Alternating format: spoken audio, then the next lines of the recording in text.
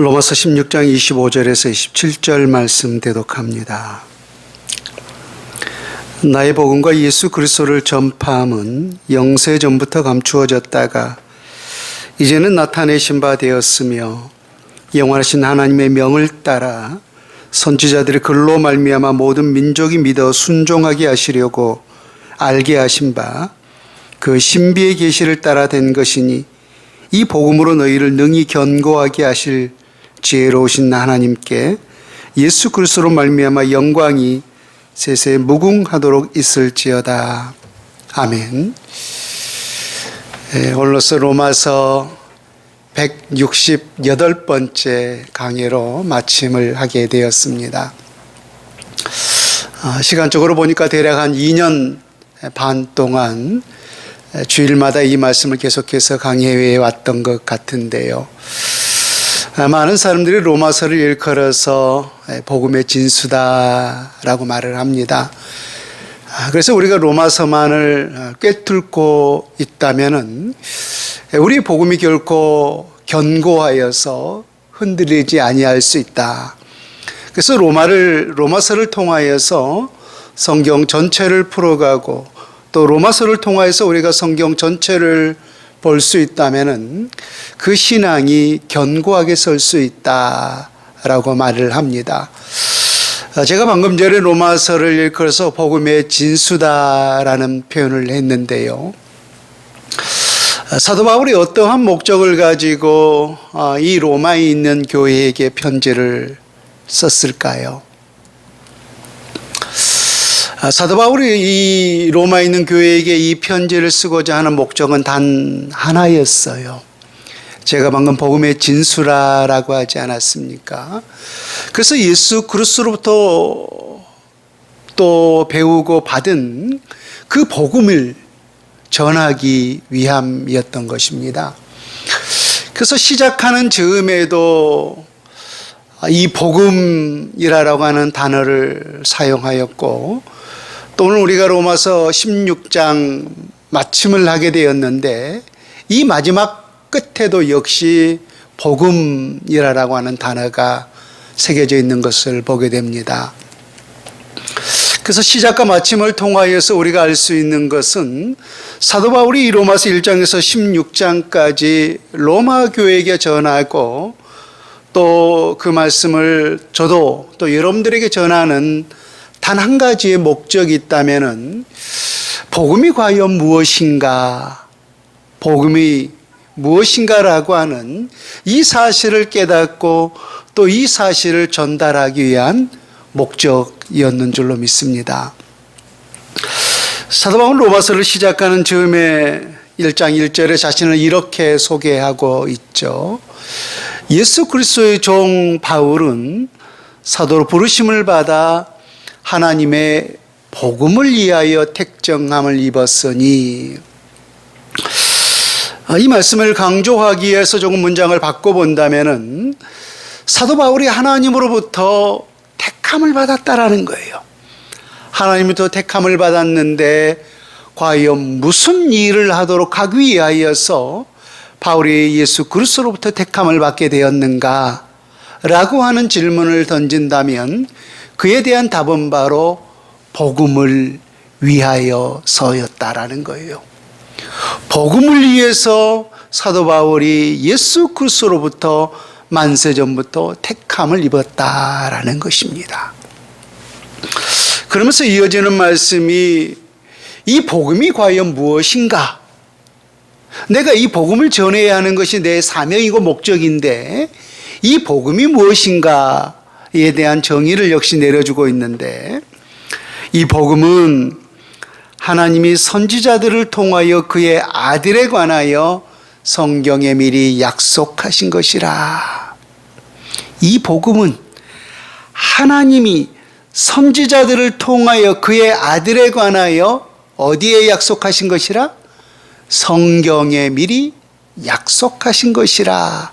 이것이 참된 복음이다 라고 말씀을 하고 있었던 것입니다.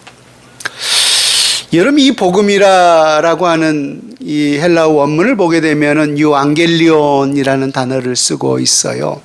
이 무슨 말이냐면은 이 성경이 기록될 이 팍스 로마나 시대에 있어서 이완겔리온, 이 복음, 우리말로 바꿔 말하면은 복된 소식 혹은 기쁨의 소식이라고 말할 수가 있겠죠. 그래서 로마 사람들에게 있어서 최고의 기쁨의 소식이 무엇이었는가라고 하면은 이 로마의 군사들이 전쟁에서 승리했다라고 하는 그 소식이 들려졌을 때 모든 백성들은 유앙겔리온이라고 외쳤어요. 로마가 세계의 패권을 꿈꾸지 않았습니까? 그래서 그 당시에 모든 지중해 연안에 있는 모든 나라들을 다 자기의 손아귀에 넣었는데, 그래서 모든 나라를 다 정복하기 위하여서 항상 전쟁을 일삼았어요. 근데 알다시피 이 모든 전쟁에서 항상 승승장구하는 거예요. 그래서 늘 승리했을 때마다 전령을 통하여서 이 소식이 들려올 거 아니에요.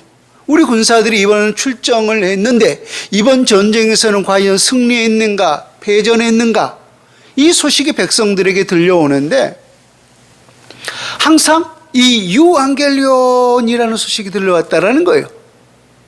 승리했다라는 거죠. 그래서 그들에게 있어서 최고의 기쁨의 소식이 뭐였냐면은 바로 복음, 유앙겔리온이었어요. 그래서 그것을 로마에 있는 모든 사람들은 최고의 기쁨의 소식이었고 그것 자체를 복음으로 여기고 있었던 거예요. 그러한 시대 속에서 사도 바울이 오늘 로마에 있는 성도들에게 너희들은 그것이 진정한 복음으로 알고 있는데 그것이 진정한 복음이 아니다라고 하는 거예요. 사도 바울은 혈통적으로 보면은 유대 출신이었지만은 또한 로마 시민권을 가지고 있는 사람 아니었습니까?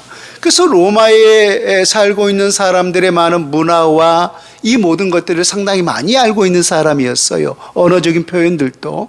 그래서 로마에 있는 모든 사람들은 복음을 뭐로 알고 있었다라고 했어요.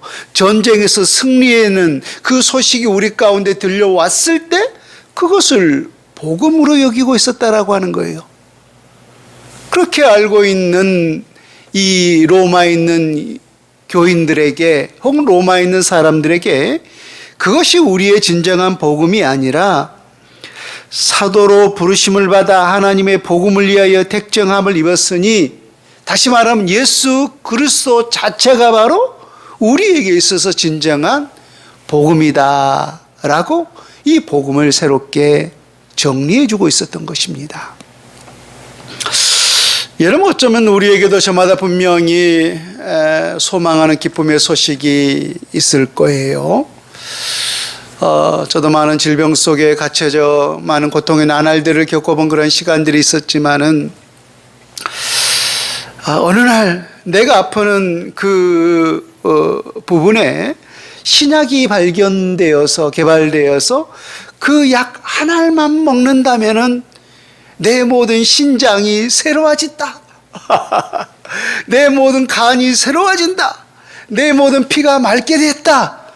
라고 하는 그러한 소식이 뉴스를 통해서 들려온다면 여러분, 그 얼마나 우리에게 복음이에요. 그렇죠? 분명한 그건 우리에게 기쁨의 소식이란 말입니다. 또 여러분, 사업하는 사람들 보세요. 참 많은 사람들이 도대체 그 돈이 얼마나 힘들었으면 마지막에 그 돈 때문에 그걸 해결하지 못하여서 이 극단의 결단을 할까, 참 헤아려지지 않습니까? 근데 그러한 사람들에게, 꽉 막혀 있는 그러한 사람들에게 오늘 갑자기 너 얼마 필요해? 네가 필요한 만큼 내가 다 투자해 줄게 라고 해서 그렇게 망해가는 그 사업이 다시금 그 투자를 통하여서 회복되고 일어날 수 있다면은 여러분, 기업하는 사람에게 이것이 그것처럼 기쁨의 소식, 그것처럼 복된 소식이 없지 않겠습니까? 그런데 우리가 알 수 있는 것은 이처럼 이 세상에서 들려오는 우리 모든 개개인의 이러한 복된 소식, 이러한 기쁨의 소식은 늘 제한적이라는 거예요. 한정적이라는 거예요. 이게 무슨 말이냐면은 내가 다시금 그러한 신약 개발을 통하여서 내가 아픈 이 환처가 치료되었다 한들 내가 영원한 이 육신의 생명을 보장받을 수 있는가 하는 거예요. 아니죠.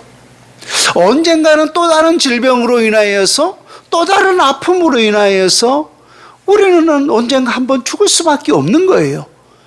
이것은 하나님이 정한 이치이기 때문에 이것을 우리 모든 인간이 거스를 수는 없는 거예요. 이것은 자연의 이치고 순리예요. 하나님이 정해놓은 바이기 때문에. 그래서 이러한 기쁨은 우리에게 순간적인 기쁨, 순간적인 복된 소식이 들려온다 할지라도 제한적이라는 거예요. 한정적이라는 거예요. 기업도 마찬가지 아닙니까? 그 기업이 그렇게 투자를 통하여서 다시금 번창했다 할지라도 그 기업이 과연 영원할 수 있겠는가 하는 거예요. 많은 사람들이 그렇게 말을 합니다. 100년 이상 가는 기업이 그리 많지 않다라고 말입니다. 여러분 예전에 제가 한 청년 때쯤 되었을 때 우리나라에서 최고의 기업이 여러분 어떤 기업인지 혹시 아십니까? 대우라는 기업이었어요.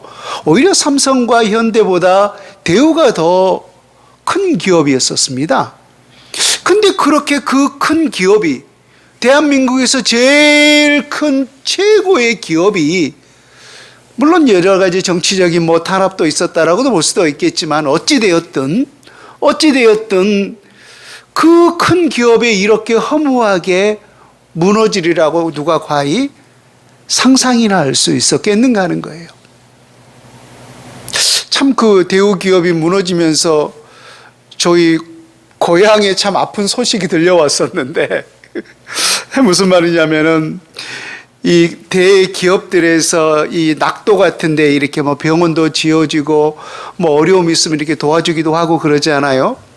근데 그 대우에서 저희가 살고 있는 그 조도 고향에 병원을 지어줬어요. 커다란 병원을. 그래서 감기가 걸리고 어디 아프고 그러면은 그 병원에 가서 치료를 받고 이렇게 회복되고 그랬었는데 그 대우가 망해버리니까 그 병원도 문을 닫아버렸어요. 그래서 저희 고향에 병원이 하나도 없어요. 그래서 응급 환자가 생기면은 헬기로 인하여서 이렇게 진도로 실어가고 그런 상황이 있었는데 그 기업이 망해버리니까 실제적으로 저희가 살고 있는 고향도 그런 어려움을 겪는 그런 현실을 보게 되었었는데요. 보세요. 이처럼 100년 이상 가는 기업이 이 세상에 결코 많지가 않다라는 거예요. 자 보세요. 로마도 우리가 팍스 로마나 모든 길은 로마로 통한다라고 하는 그런 시대가 있지 않았습니까? 그러고 온다면은 그 세계의 강력한 패권을 쥐고 있었던 이 로마, 어마어마하지 않았겠습니까? 지금 미국 이상 가지 않았을까라는 생각을 해보게 되는데 그렇게 강력한 제국이 멸망하리라고 과연 누가 상상이나 했었겠는가 하는 거예요. 근데 지금 이 로마라고 하는 나라가 있나요?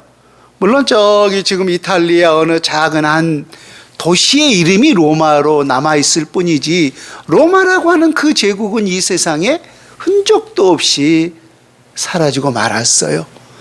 이처럼 이 세상에서 누릴 수 있는 이 모든 사사로운 이러한 기쁨의 소식, 이러한 복음의 이 소식들은 이처럼 한정적이고 제한적일 수밖에 없다라는 거예요. 로마의 백성들이 알고 있는 이 복음은 말입니다. 그런데 사도 바울이 전해준 이 복음은 제한적인 거예요? 아니면 영원한 거예요? 그렇습니다. 우리가 살고 있는, 우리 육신이 살고 있는 이 땅에서 이 복음을 받아들였지만은 비록 이 복음은 예수 그리스도는 하나님의 나라에서도 영원토록 생명을 가지고 있기 때문에 길이요 진리요 생명이니 나로 말미암지 않고는 아버지께로 올 자가 없느니라라고 말씀하지 않았습니까? 그래서 그분은 바로 영원한 생명이에요. 그래서 우리가 그 놀라운 기쁨의 소식, 복음의 소식을 들었을 때 그 복음은 제한적인 거예요. 영원한 거예요. 영원한 거죠. 그래서 하나님이 예수 그리스도를 통하여서 우리에게 전해진 이 참된 기쁨의 소식, 이 복음의 소식이야말로 우리 모든 하나님의 사람들에게 있어서 영원한 것이고 참으로 기쁨의 소식인 줄로 믿습니다.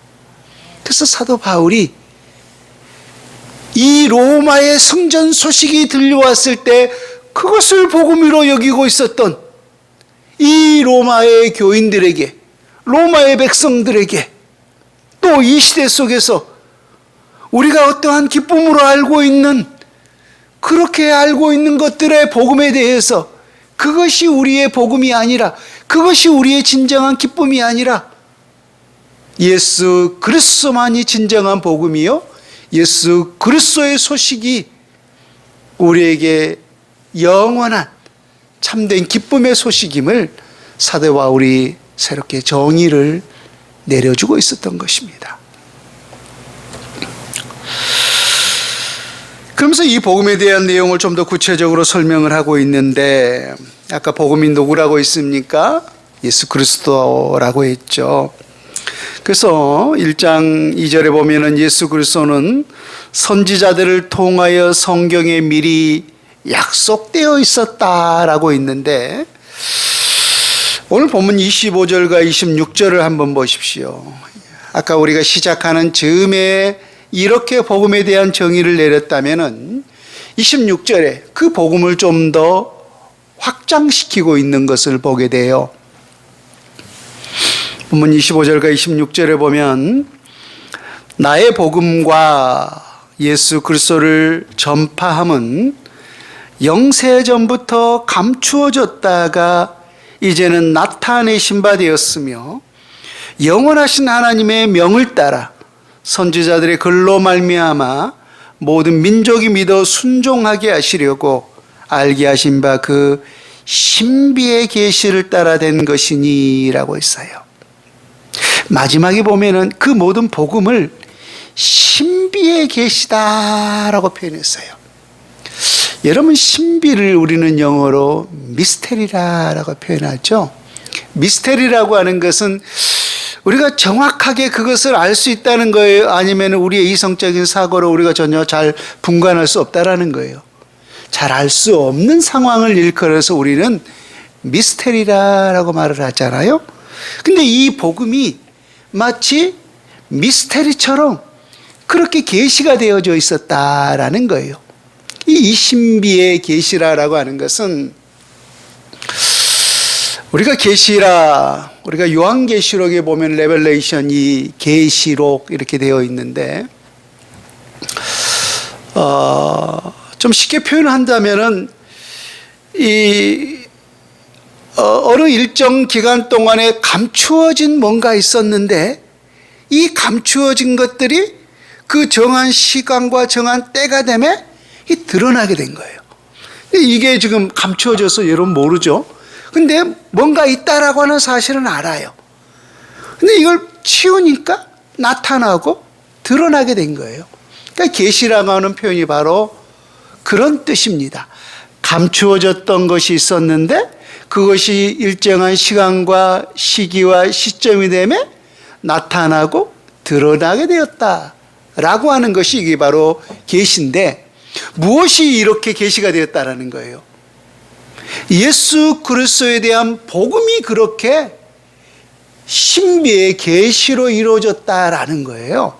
신비의 계시로. 복음 자체가 감추어졌었는데 이것이 어느 날 때가 되면 드러나게 되었다라는 거예요. 복음의 특성이 그러한 특성을 가지고 있었다라는 거예요. 그렇다면은 그 복음 자체가 누구라고 했어요? 아까 예수 그리스도라고 했죠. 그래서 예수 그리스도가 바꿔 말하면은 감추어져 있었는데 이것이 어느 시간이 되매 드러나게 된 거예요. 복음이 그렇게 신비하게 계시되어 있다라고 말씀을 하고 있어요. 자, 그러면은 보세요. 이 계시, 곧 예수 그리스도에 대한 복음은 감추어졌다가 어느 일정한 시간이 되매 드러나게 되었다라고 있죠. 그러면은 다시금 설명하지만은 그 복음은 예수 그리스도라고 있는데 예수 그리스도가 감추어졌다가 드러나게 된 거예요. 그럼 예수 그리스도가 언제 드러나게 되었어요? 선명하게 드러나게 된 때가 언제예요? 우리 어제 무슨 예배를 드렸죠? 성탄절 예배를 드렸죠? 그래서 2000년 전에 예수 그리스도가 우리 가운데 오셨잖아요. 우리의 동일한 그 육신의 옷을 입고 말입니다. 그래서 예수 그리스도가 감추어져 있었는데 드러나게 되었어요. 그래서 드러나게 된 그 시점은 우리가 분명하게 알 수 있단 말입니다. 왜? 성경에도 분명히 마태복음, 마가복음, 누가복음, 요한복음에 기록되어 있기 때문에 말입니다. 그래서 드러나게 된 그 시점은 우리가 분명히 알 수가 있어요. 2000년 전에 오셨기 때문에. 근데 중요한 것은 예수 그리스도가 감추어졌다라고 있는데 언제부터 예수 그리스도가 감추어지게 되었는가? 그 감추어진 시점이 과연 언제인가 하는 거예요. 자, 25절을 다시 한번 보세요. 25절을 보면 우리가 분명히 예수 그리스도가 감춰졌다가 드러나게 된 시점은 알 수 있다라고 했어요. 2000년 전에. 근데 이 감추어진 시점은 언제냐면은 25절에 나의 복음과 예수 그리스도를 전파함은 영세 전부터 감추어졌다가라고 했어요. 그럼 언제 전부터 감추어졌었어요? 영세 전부터 감추어졌다는 거예요. 예수 그리스도를 영세 전부터 감추고 있었다라는 거예요. 그러면 영세 전이 언제예요? 우리가 때때로 하나님의 시작을 이 성경의 천지창조로 생각하기 쉬운 경향이 많이 있는데요. 그건 틀린 답이에요. 하나님의 시작은 창세기 1장 1절이 아니에요. 하나님의 시작은 영원전부터예요. 영원전부터 오시다가 어느 시점에 창세기 1장 1절인 거예요. 이걸 혼동하면 안 됩니다. 하나님의 시작은 우리가 알 수가 없는 거예요. 그분은 시작과 마침이기 때문에 그 시작은 알 수가 없는 거예요. 도대체 언제부터 시작했는지. 그래서 그걸 알 수가 없기 때문에 우리는 그냥 영원이라고 표현해요. 영원. 하나님은 언제부터 계셨어요? 영원부터 계셨어요. 신비하죠? 신비해요. 분명히 시작이 있으면 끝이 있고 끝이 있으면 시작이 있어야 되는데 하나님의 시작은 영원 전부터인 거예요. 그게 답입니다. 창세기 1장 1절이 하나님의 시작이 아니에요. 하나님의 시작은 영원 전부터예요. 근데 그 영원한 전부터 이 예수 그리스도의 복음의 비밀이 감추어져 있었다라는 거예요. 자, 여러분, 이것을 우리가 알 수 있는 동일하게 알 수 있는 그 성경 구절이 하나 있는데, 우리가 성경을 보게 되면은 신학적인 용어이긴 합니다만은 예지 예정이라 미리 알고 미리 정하셨다라고 하는 신학적인 용어를 만들어서 쓰고 있습니다. 근데 우리 하나님께서 언제 우리를 알고 언제 우리를 택하셨다라고 말씀하셨어요? 혹시 아십니까?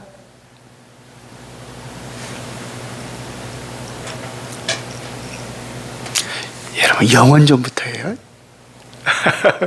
창세기 이후가 아니라 이 창세 이전이에요. 에베소서 1장 4절 말씀에 창세 전에 그리스도 안에서 우리를 택하사라고 말씀하셨어요. 미스테리죠. 그래서 참 복음이 신비로운 거예요. 복음이 신비로운 거예요.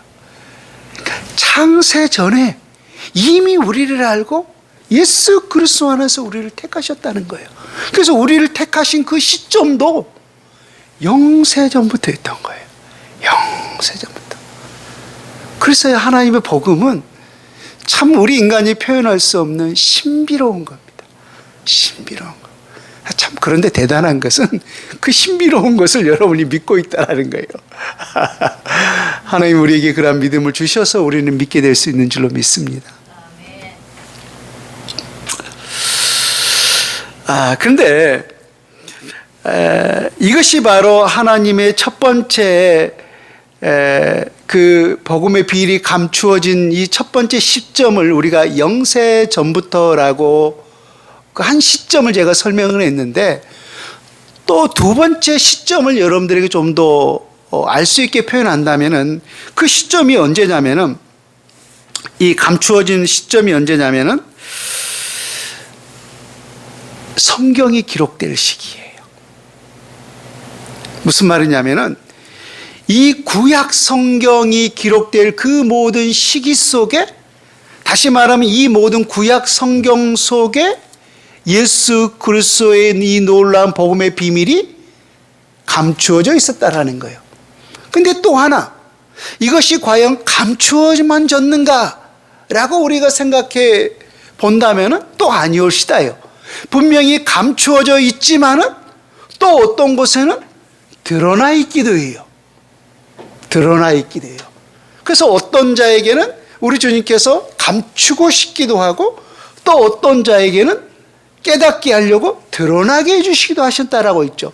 그래서 이 똑같은 구약의 성경을 보면서도 어떤 자들은 감추어진 그 비밀을 깨닫지를 못하고 있고, 또 어떤 자들은 그 감추어진 비밀을 깨닫는 사람들이 있었어요. 그래서 그 감추어진 비밀을 깨닫지 못한 자들은 예수 그리스도가 이 땅에 오셨을 때 그 예수 그리스도를 어떻게 하셨어요? 죽이고 말았던 거예요. 근데 그 감추어진 비밀을 깨달은 자들은 예수 그리스도의 그 복음의 비밀을 받아들였던 거예요. 참 신비롭지 않으세요?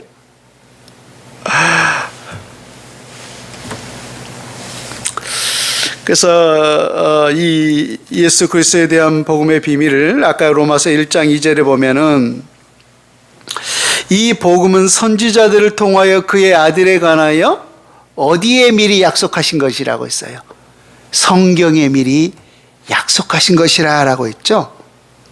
그런데 오늘 본문 26절에도 동일하게 하나님의 명을 따라 선지자들의 글로 말미암아라고 했어요. 그래서 이 모든 구약 성경에는 실제적으로는 어떠한 비밀이 담겨져 있는 거예요? 복음에 대한 비밀이 담겨져 있는 거예요. 다시 말하면 예수 그리스도에 대한 이 모든 비밀들이 담겨져 있고 또 드러나 있기도 하다라는 거예요. 자, 이것을 확증할 수 있는 예수님의 말씀이 있는데요. 누가복음 24장으로 한번 가보세요. 여러분들이 같이 저와 몇 번 찾았던 말씀으로 제가 기억이 나는데, 누가복음 24장 25절에서 27절 말씀을 한번 보십시오. 신약성경 140페이지 어간에 누가복음 24장 25절에서 27절에 보면은, 지금 엠마오로 향하는 두 제자들에게 예수님을 알아보지 못했을 때 예수님이 깨닫게 하시려고 이 말씀을 하셨죠. 이르시되 미련하고 선지자들이 말한 모든 것을 마음에 더디 믿는 자들이요 라고 했어요. 그러니까 선지자들이 말한 모든 것을 마음에 더디 믿는 자들이요 라고 하는 것은 지금 이 구약 성경이죠. 지금 우리 관점에서 지금 본다면은요, 그 모든 구약 성경을 마음에 더디 믿는 자들이요, 그리스도가 이런 고난을 받고 자기의 영광에 들어가야 할 것이 아니냐 하시고 라고 있죠. 그러면은 이 구약 성경에 예수 그리스도가 이런 고난이라는 것은 이거 십자가를 지시고 또 자기의 영광에 들어가야 할 것이 아니냐, 또 부활을 말하고 있는 거죠. 그래서 십자가와 부활의 이 역사가 실은 어디에 기록되어 있다라고 하는 거예요? 구약 성경에. 예수님 지금 구약 성경을 이 마음에 더디 믿는 자들이여라고 말씀하셨잖아요. 그래서 27절 보세요. 이에 모세와, 여기서 모세라고 하는 것은 모세의 오경을 말하는 거죠. 모세의 오경과 모든 선지자의 글로 시작하여 모든 성경에 쓴 바 자기에 관한 것을 자세히 설명하시니라. 자, 같은 내용이 한 장 넘겨서 44절부터 보세요. 44절부터 48절에 보면은 또 이르시되 내가 너희와 함께 있을 때 너희에게 말한 바, 예수님께서 제자들과 함께 있었을 때 그들에게 가르치고 그들에게 말했던 내용이 무엇이냐? 그 말씀이죠.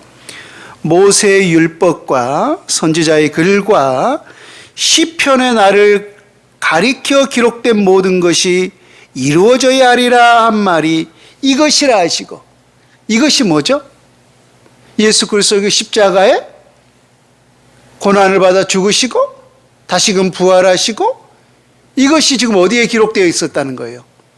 모세의 오경과 선지서와 시편과 모든 성경에 이 내용이 기록되어 있었다는 거예요.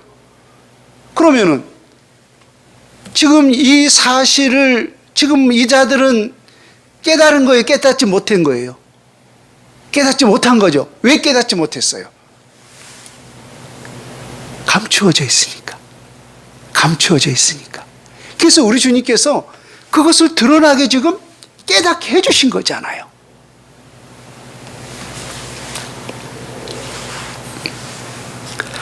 자, 45절. 이에 그들의 마음을 열어 성경을 깨닫게 하시고, 여기서 성경은 신약 성경이에요? 구약 성경이에요? 구약 성경이죠? 이때는 신약 성경이 정경으로 확립 안 될 때잖아요, 역사적으로 보면. 그래서 구약 성경을 깨닫게 하시고 또 이르시되 이같이 그리스도가 고난을 받고 제3일에 죽은 자 가운데서 살아날 것과, 그럼 이것이 어디에 기록됐다는 거예요, 지금? 죽은 자 가운데 다시 살아날 것이 구약 성경에 기록되어 있다는 거죠. 또 그의 이름으로 제3을 받게 하는 회개가 예루살렘에서 시작하여 모든 족속에게 전파될 것이 기록되었으니 너희는 이 모든 일의 증인이라. 자, 보세요. 다시금 정리를 한다면은 예수님은 이 구약 성경, 모세오경, 선지서의 글, 시편, 이 모든 구약 성경을 가지고 실상은 누구에 관한 것을 자세히 가르쳤어요? 자기에 관한 것. 왜 예수님은 구약 성경을 가지고 자기에 관한 것을 가르쳤죠? 자기에 관하여 기록하고 있기 때문이죠. 그렇죠? 그러니까 우리가 어떠한 글을 썼다면은 때때로 많은 사람들이 그 글 쓴 거에 대해서 해석을 하는 경향들이 있어요. 그렇죠? 근데 그것에 대해서 가장 올바른 해석을 할 수 있는 사람이 누구예요?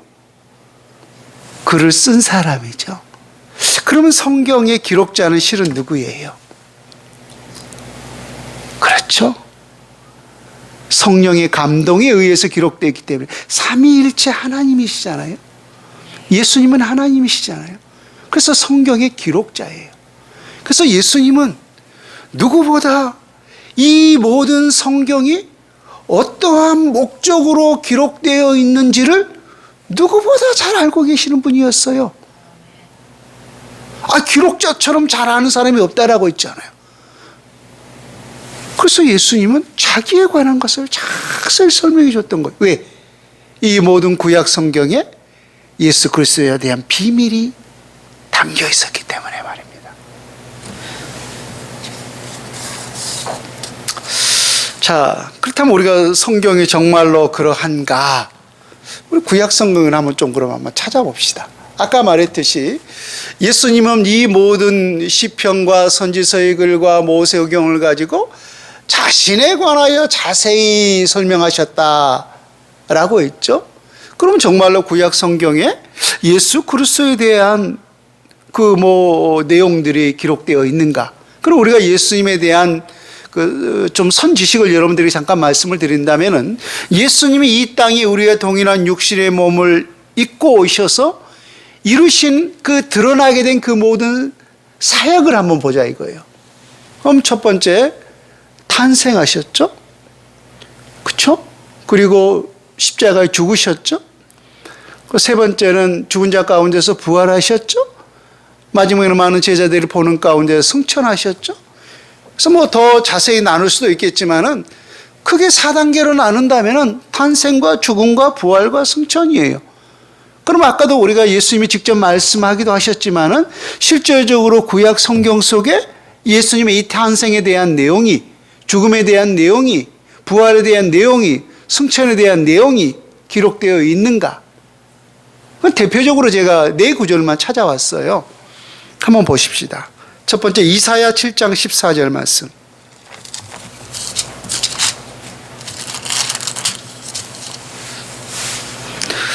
구약성경 975페이지 이사야서 7장 14절 말씀입니다.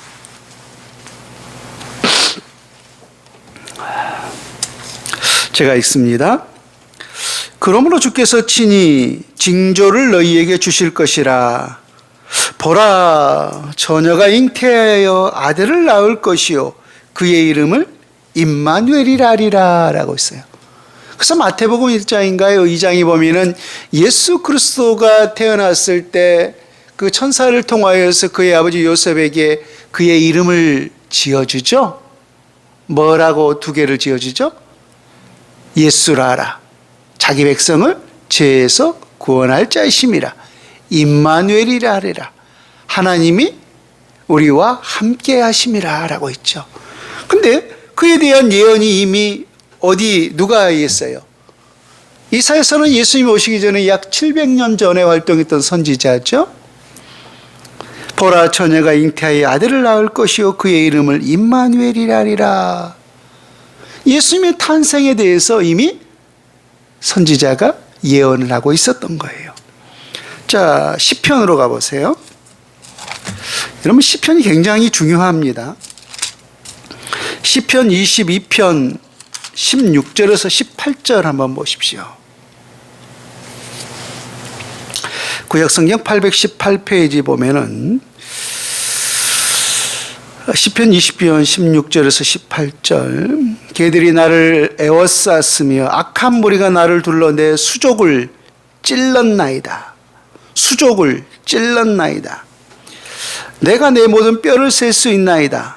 그리들이 나를 주목하여 보고 내 겉옷을 나누며 내 속옷을 제비 뽑나이다. 지금 이건 예수님의 뭘 예언한 거예요? 예수님의 순환을 예언한 거죠. 예수님이 십자가에 달렸을 때 예수님이 속옷 입으셨어요? 입지 않으셨어요? 그렇죠. 실오라기 하나 걸치지 않았잖아요. 그러니까 뼈를 셀 수 있다라고 했잖아요. 그렇죠? 그러니까 뼈를 부러뜨리려고 했는데 이미 죽은 것을 보고 성경에서 보면은 그 뼈를 부러뜨리지 않았다라고 말씀하고 있잖아요. 또 수족이 뭐죠? 손과 발을 찔렀다라고 했잖아요. 이건 지금 뭘 의미하는 거예요? 십자가에 못 박히신 현상을 말씀하고 있는 거죠. 이처럼 모든 성경 곳곳에 예수님의 죽음이 이미 예언되고 있는 거예요. 지금 다 감추고 있는 거죠. 그렇지만 감추고 있지만은 지금 드러나 있기도 하잖아요. 감추어져도 있지만 실상은 깨닫는 자에게는 드러나기도 하고 있어요. 시편 16편으로 가보세요. 좀 여기는 정확하게 드러나지는 않았는데 그 의미를 포함하고 있어요. 시편 16편 10절에서 11절에 보면은 이는 주께서 내 영혼을 수월에 버리지 아니하시며, 여기서 수월은 지옥을 말하고 있는 거죠. 그래서 내 영혼을 수월에 버리지 아니하시며 주의 거룩한 자를 멸망시키지 않으실 것입니다.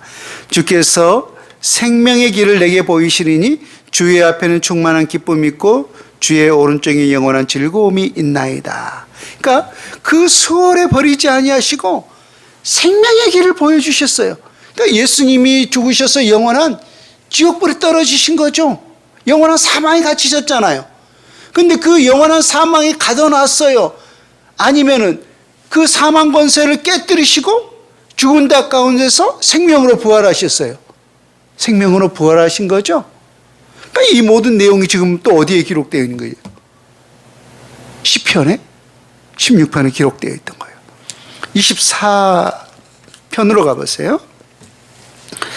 시편 24편 7절에도 보면은 문들아 너희 머리를 들지어다 영원한 문들아 들릴지어다 영광의 왕이 들어가시리로다 라고 있잖아요. 예수님이 다시금 어디로 영광의 승천을 하셨어요? 하나님의 나라로. 왜? 그곳에서 오셨기 때문에 오신 바대로 가셨던 거죠. 보세요. 그러니까 예수님의 이 모든 감추어진 이 신비의 계시로 감추어진 시점은 언제부터라고 있어요? 첫 번째는 영세전부터 감추어졌지만은 또한 그것이 우리 가운데 선명하게 감추어진 그 사실을 볼 수 있는 것은 성경이에요, 성경. 그러나 감추어지기도 했지만은 실제적으로는 드러나기도 했죠. 이미 창세기 3장부터 여러분 보면은 예수 그리스도가 감추어진 사실을 우리 알 수 있지 않습니까? 발 뒤꿈치를 상하고 예수님 그의 머리를 상하게 하셨어요. 여자의 후손으로 오신 예수 그리스도. 이처럼 성경 곳곳에 예수 그리스도에 대한 이 모든 비밀들이 감추어져 있고 또 드러나 있기도 하다는 거예요. 이게 뭐예요? 복음이었던 거예요. 복음이었던 거예요.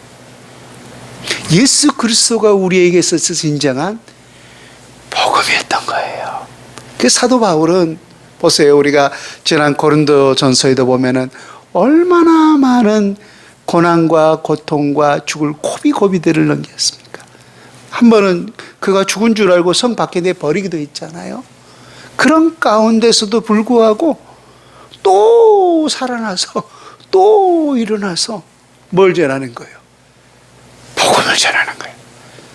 복음을 전했던 거예요. 왜? 자기의 생명보다 귀한 것이 내게 주신 사명, 바로 이 복음이기 때문에. 내가 살아가는 이유가 뭐예요? 우리 권사님 살아가는 이유가 무엇일까?